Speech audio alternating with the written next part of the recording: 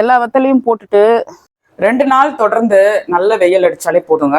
பச்சரிசி வத்தல் சூப்பரா போடலாம். 10 மணி நேரமா ஊற வச்ச பச்சரிசி, 2 காஞ்ச மிளகாய், கொஞ்சமா ஜீரகம், தேவையான அளவு உப்பு போட்டு ஒரு தடவை அரைச்சிக்கலாம்.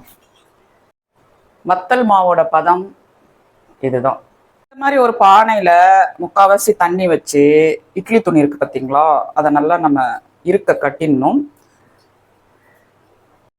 அடுப்பை ஆன் பண்ணிக்கலாம்.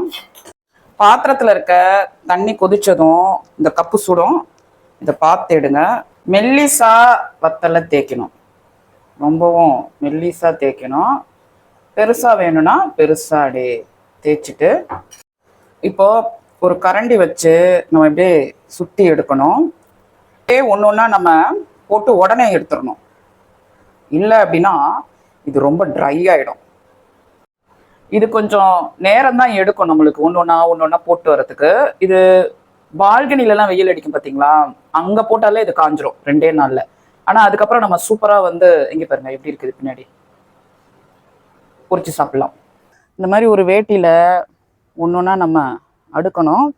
இது எல்லாத்தையும் ரெடி பண்ணுறதுக்கு 1.5 மணி நேரம் ஆச்சு. புரியுதுங்களா?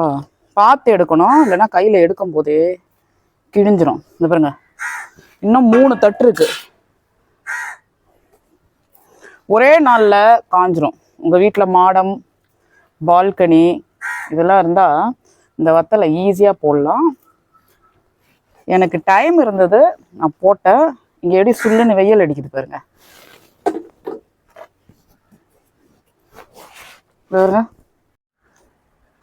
சூப்பரா வத்தல் போட்டாச்சு. ஒரு சப்ஸ்கிரைபர் கேட்டிருந்தாங்க, அவசியம் நீங்களும் சென்னை வெயில யூஸ் பண்ணி இந்த மாதிரி போடுங்க.